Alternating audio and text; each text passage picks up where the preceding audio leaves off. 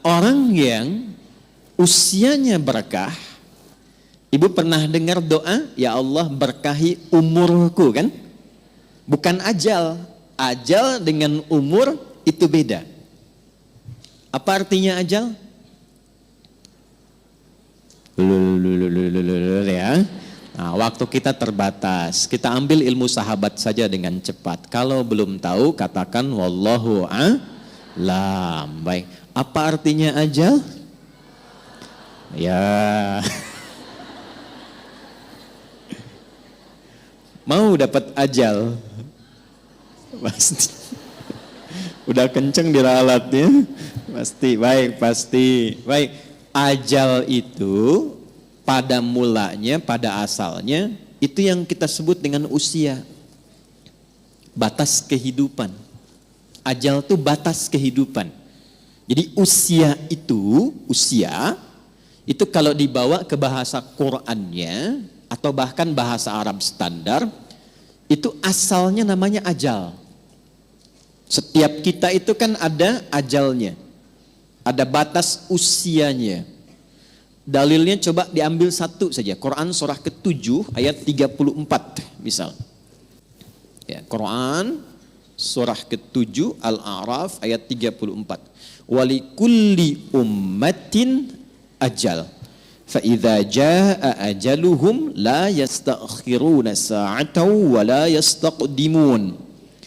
Setiap umat, bukan satu dua orang saja. Semua yang menjalani kehidupan di bumi itu punya batas usia. Kenapa ditekankan kata ajalnya? Untuk memberi kesan bahwa kehidupan di dunia ini tidak abadi. Penting dicatat itu, Bu, ya. Kehidupan di sini tidak abadi, akan ditinggalkan. Karena itulah ketika ditinggalkan, diumumkan kan, telah meninggal dunia. Nah, artinya ajal telah tiba. Baik, sampai di sini bisa dipahami. Nah, itu tidak hanya kita paham, tapi tanamkan dalam jiwa. Di sini tidak abadi, akan pindah ke tempat lain. Nah, pertanyaannya, ketika pindah ke tempat lain itu meninggalkan jejak yang baik tidak di dunia. Ibu kan keluar dari sini, setidaknya baru keluar sudah dibincangkan kan? Masya Allah, jamaahnya rapi, tertib, nggak ada sampah ketika selesai kajian. Kemudian jamaah-jamaah yang sekarang ngaji tenang, tidak ada yang ngobrol, itu kan? Nah, itu jejak kebaikan yang ditinggalkan. Karena itulah sebelum meninggalkan dunia ini, selain mencari bekal ke tempat baru, kita diberikan bimbingan oleh Allah dan Rasul untuk meninggalkan kenangan-kenangan yang baik. Yang kalau diikuti jadi pahala, Bu. Jadi itulah indahnya dalam Islam. Datang baik-baik, pulang pun baik. Karena itu saat datang kan disambut senyuman kan? Ini kan kejadian luar biasa sebagai isyarat. Bayi lahir, bayinya nangis, kok bisa orang yang menyambut senyum? Ya? Ada enggak ketika bayinya lahir misalnya yang lain, ada yang menertawakan, yang meledek, mencela, rata-rata senyum.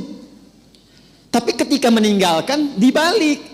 Kita yang tersenyum, orang yang menangis. Kenapa? Karena kita bahagia meninggalkan jejak-jejak kebaikan, dan orang merasakan sedih karena kehilangan kebaikan itu yang dirasakan saat sedang dibersamai oleh orang baik itu. Nah, cara mengisi ajal supaya baik itu yang disebut dengan umur namanya. Jadi umur asalnya bukan usia artinya. Hanya diambil makna umum menjadi usia untuk memberikan kesan kepada kita, selama menempuh usia itu isi dengan umur. Contoh begini. Ibu kalau ada yang tanya, umurnya berapa?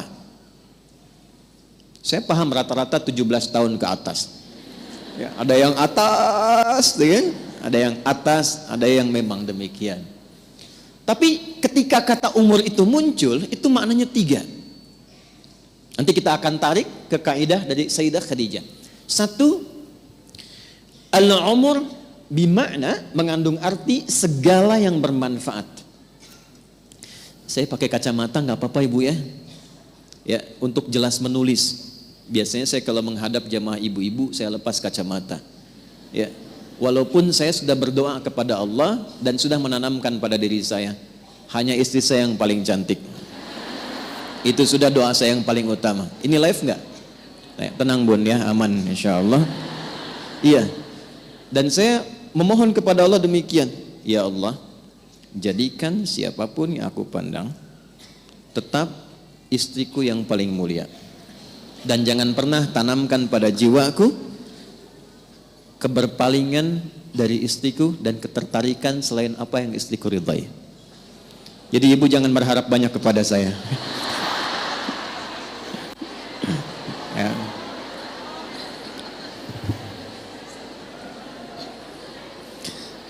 Saya tahu itu akan direkam, dengar nih Pak.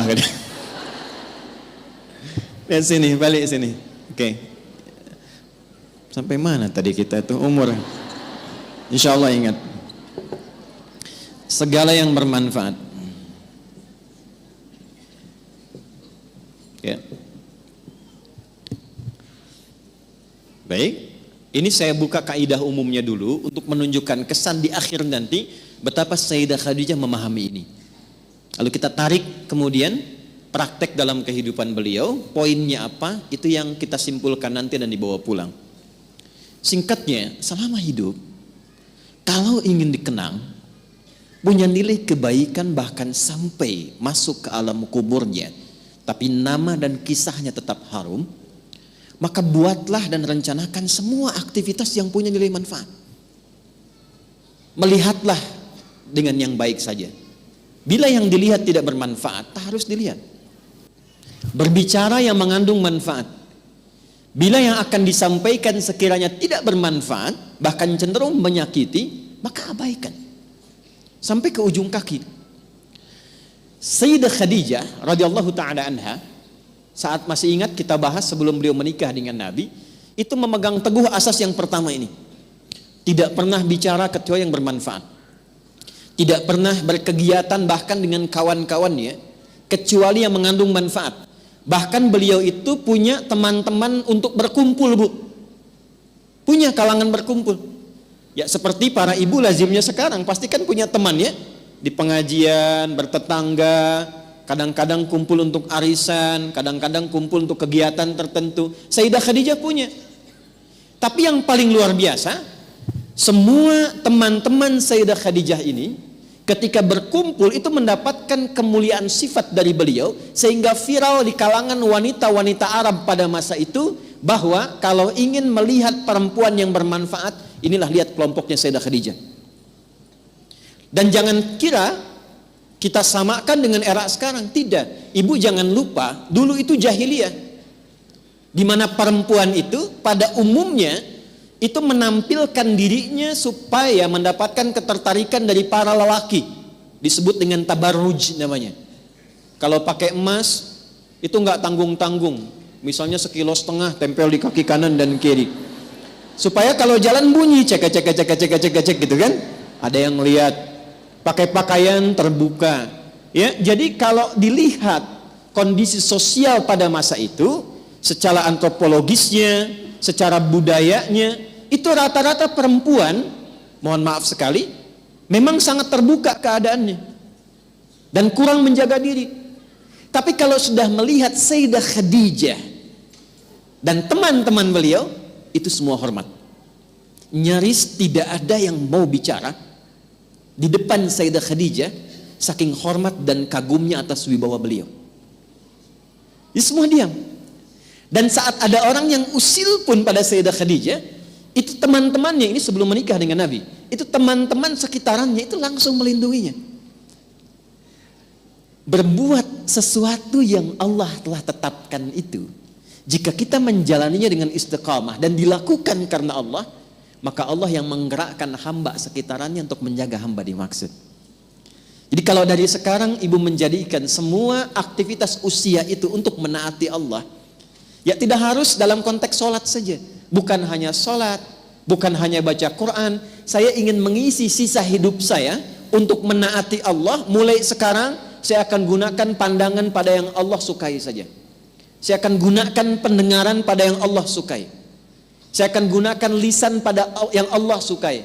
Kata Allah, jangan gibah. Saya tahan gibah. Saya tidak Ustaz. Bagus. Tidak seperti ibu itu tuh. Kalau bicara, masih berarti. Tahan. Tahan. Itu kalau bisa dilakukan, Allah balas, mengangkat wibawa ibu. Jadi dari segi umur, itu akan dikenang. Ini orangnya orang berwibawa, orang baik. Ibu kalau nggak percaya silakan. Kalau melihat orang salih, solihat, malu kan kalau berkata kotor? Coba silakan. Mau berkata yang kurang baik, walaupun terbiasa bergaul di tempat yang kurang bagus, bertemu orang begini nggak mau mengeluarkan kata-kata kotor. Saya kalau ketemu preman, Bu, nggak pernah berkata-kata kotor pada saya. Assalamualaikum Ustaz, Assalamualaikum Pak Kiai, doakan ya. Padahal sebelum itu dengan kawannya, keluar. Ragunan keluar, tuh kan? Bahasa-bahasa yang tidak normal keluar. Tapi ketika kita berusaha menaati Allah dalam hal yang simpel saja, turunlah kemudian jawaban dari Allah dengan melindungi sifat-sifat baik kita untuk dikenang.